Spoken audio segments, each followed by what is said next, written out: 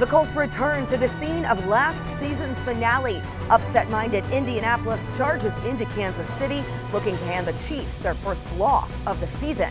And we're getting you ready for a primetime kickoff right now on Colts 360. From the Huntington Bank Studio, this is Colts 360.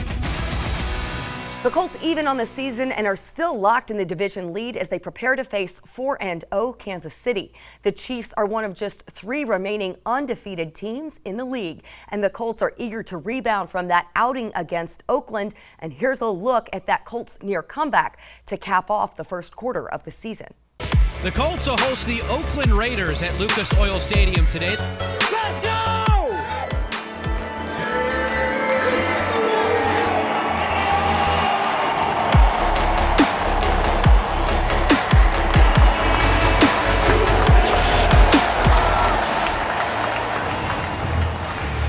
Start the first half. Oakland will receive. Let's go, team!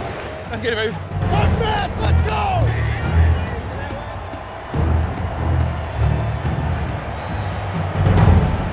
Raiders so far, Jim, are taking what the Colts defense is allowing them to get right now. It's another first down for this Oakland Raider offense that's really humming on this first drive.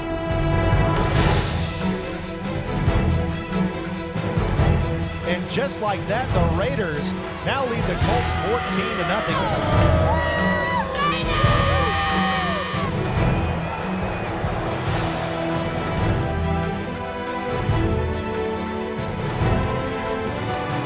Raiders football, they're dominating the Colts so far. Ball's on the ground, a misfire on the handoff. Get up, come on! The ball's picked up, Justin Houston. Yes, sir! Yes, sir!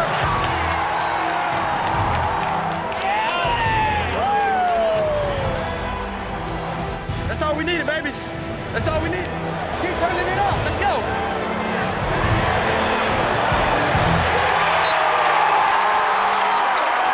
A 5-yard touchdown reception from Jacoby Brissett. So the Colts take advantage of the blunder, but also Jim gets the crowd back into it here in Lucas Oil.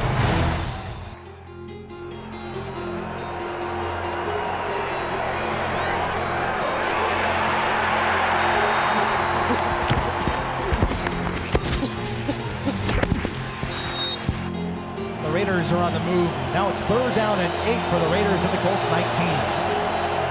Far to throw downfield, and it's in the end zone. The ball is caught for a touchdown, and that's Tyrell Williams.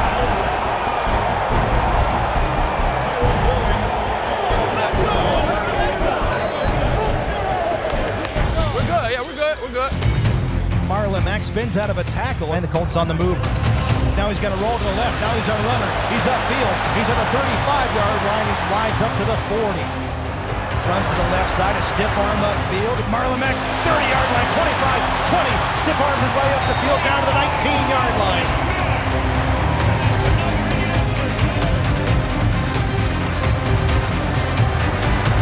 Here's a 26-yard field goal for Adam Vinatieri. The kick is up, and it is good. Adam Vinatieri drills it. Colts are down by 11 as we head to halftime. Coming this way, coming this way.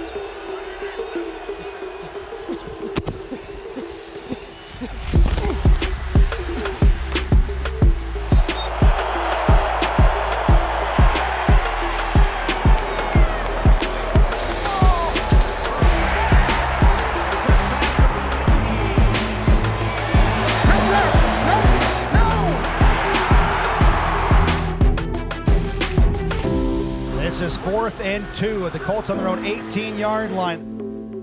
They hand off to a running back, and that's Hines. He is stacked up but falls forward, and he's got a first down. Looking, has time, wings it over the middle, and it's a catch. What a catch! Zach Pascal inside Raider territory. And the Colts right now, with 6:30 left in this ballgame, have given themselves a chance. They're down by 2 scores. Brissett backs to throw.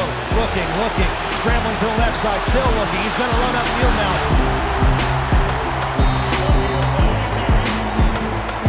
Now it's 3rd and goal from the 4-yard line. Brissett out of the gun, Hines to his right, sprinting to the right side, looking, throws on the run. The ball is caught. Chester Rogers, touchdown, INDY! And the Colts have pulled within 7. Lucas Oil is going bananas right now. Yeah, they are rocking. Colts have to get off the field here. It's 3rd down and 5 at the 41.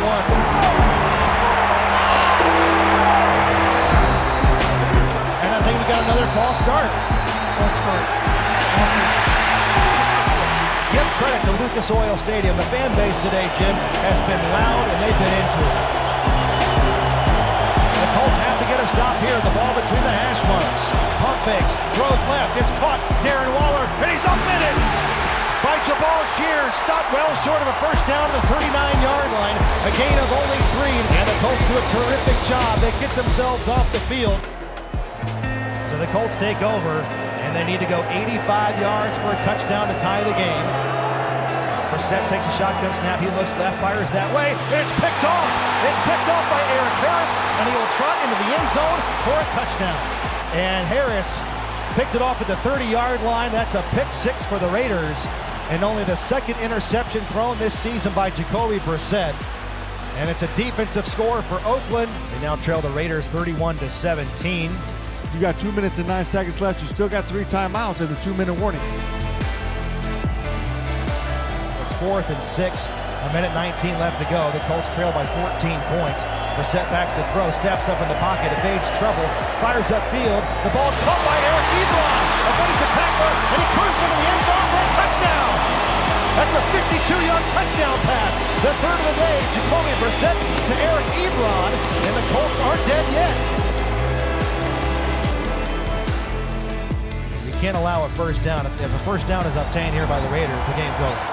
Carr under center, hands off to Jacobs, cuts upfield, he's sandwiched up, and that's a first down up to the 31-yard line. That is a gain of 5, and that will do it.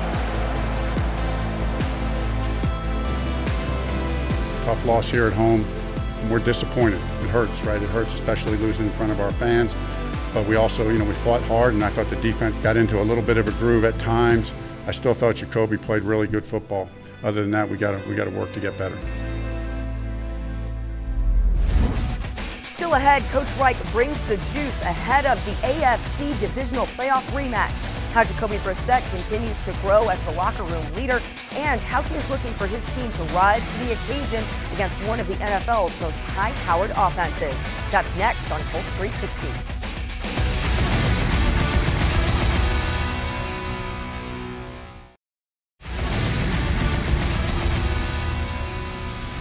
Welcome back to Colts 360, gearing up for a Sunday night prime-time game this week in Kansas City. Coach, coming out of that last game at home, do you notice just an elevated intensity in practice, maybe an elevated eagerness by your team to just get right back to work and put that last one behind you, get ready for the next one, improve upon those things that you noticed on the film?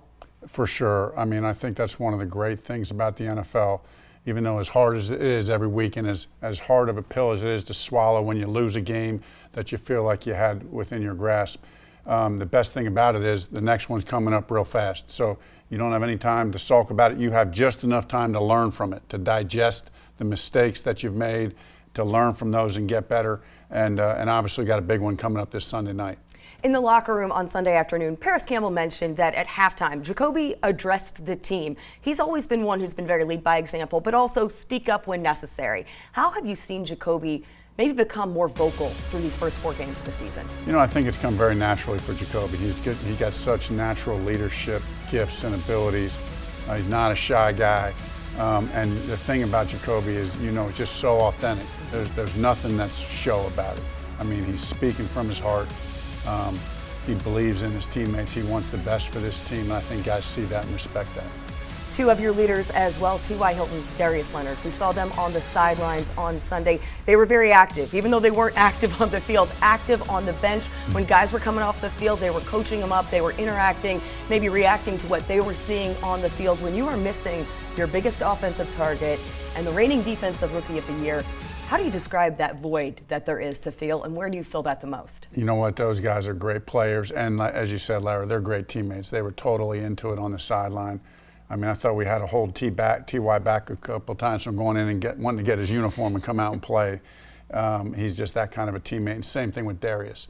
So, yeah, you feel the void, but it's a great opportunity for guys to step up, and guys have stepped up. So, and on one hand, it's hard to replace guys like that, but in another hand, you have to, and you do. And a lot of times when you're going to replace T.Y., and we talked about this as a team, it's not just one person. Mm-hmm. We talked about that whole room. You know, the balls that would normally go to T.Y. might not go to one other guy. They're going to get spread out over 3 or 4. So guys can get excited about that, increased opportunities. That's the way it has to roll. We always hear about coaches breaking up the season into quarters. You're now through that first quarter of the season, weeks 1 through 4. How would you grade your team offensively, defensively, special teams, and then collectively where you are at this point in the season? Yeah, you know, we talked about that as a team this morning. You know, here's the cool thing. As much as this one hurt this past Sunday, here we are 4 weeks into the season. We're 2-2. Is that ideal? No. But as a coach, you generally say, of course you want to win every one. But as a coach, you know, if you go 3-1 in a quarter, you're 12-4 for the season. You home field, win the division, home field advantage, so on and so forth. So we're 2-2. We're 1-0 in the division. The reality is we're closer to our goal today than we were a month ago before the season started. Why is that? Because we're tied for first in the division. We're 1-0 in the division. That's a big deal. And some other teams are kind of in the league are falling off. So we feel encouraged, disappointed about this past loss, but ready to go into the second quarter. Over the course of the week, maybe on an off day, whatever it is, we see your players maybe going out and getting dinner together, doing something outside of the complex just to enjoy some time together. I know that your coaching staff is so locked in. It's long hours that you're here looking at film, working on the game plan, preparing for practice and walkthroughs. Do you, though, actively take some time to try to connect with your staff, maybe just take a couple of moments to chat with them about something other than X's and O's? Maybe it's just talking about family or whatever it is. Absolutely, you know, and that's just intermittent throughout the week. We spend a lot of time together. I mean, guys are in here real early and here real late during the season. So there's a lot of you need to take these emotional breaks during the day. It's just grind it on football for so long and so hard that you just walk in and you talk about family. We have Tuesday nights, you know, because Monday and Tuesday are real long days. Tuesday nights we have a family night for the coaches where the coaches' families can come in. So you get a chance to visit their family. I get to see their children, and we get to see, you know, talk like that. So we think that's important. Just like it's important for the players, it's important for the coaches as well. Going back to the offseason, when you had some time to reflect on 2018 and you look at that playoff loss to Kansas City in January, what really just resonated? What was most vivid from that stuck with you over those few months leading up to the season, leading up to training camp? You know, I mean, I think from an offensive standpoint, you know, we look at it and, you know, we finished the year first in the NFL in third down conversion and went into that playoff game and didn't convert a third down. We were 0 for 9, I think. So that still doesn't sit well with me. And so, you know, just going into this game, we got to play good football offensively on first and second down to stay in third and manageables. That's a very hard stadium to play in, so you got to stay in third and manageables and then be able to convert on third down. From the defensive side, you know you're going up against a high-powered offense and a freakish quarterback in Patrick Mahomes. But last year, when I look back to that game in the second half, our defense played really well, and you know, and I think we can look back upon that and see and learn some things from that and learn how we can get better. But I thought we were pretty aggressive and played them well. Mentioning Patrick Mahomes, how unique of a talent is he, and what are those things that you look at from last year that you feel that you were effective on, and how much can you carry that over as you game plan and look ahead to Sunday? Yeah, you can carry some of it over, and he is a unique talent. I mean, let's face it, this guy is a really unique talent. He has some physical gifts that are unique for the position. His arm talent is incredible. He can make all the throws. You know, but just what's good for the NFL, I met Patrick in this past offseason at some event, and I was equally impressed with him off the field. Just a class act, really great for the NFL when you got guys like Patrick, guys like Jacoby, you know, these guys who are not only good players on the field, but they represent themselves, their families, the league in a positive way off the field. So I have a lot of respect for Patrick Mahomes. Anytime you're playing a Sunday night primetime game, I mean, every week is important, but how elevated is that juice this week in anticipation to play in primetime? Yeah, I mean, I think it's good. And I think, as you know, we talk about it a little bit, just saying, hey, you don't want to get too amped up. But it naturally is there. You can tell when you get to this, and playing in Kansas City is a good environment, and we all know how loud that stadium is. So, and it's fun to play a team that's undefeated, a good football team. You want to play the best. So, and then you get on the field before the game, and all the Sunday night football stuff is set up, and you feel it's a little bit different. And I think the guys will feed off that a little bit, and we'll put forth our best performance. Well, as always, we are always feeding off the juice that you bring into the studio, Coach. Really appreciate the time. Thanks, See you Larry. back here next week. Still ahead on Colts 360, the tight end tandem, Ebron and Jack Doyle, explain how their friendship has grown through fatherhood and how the dynamic duo of Pro Bowlers is fueling each other for success. That's next.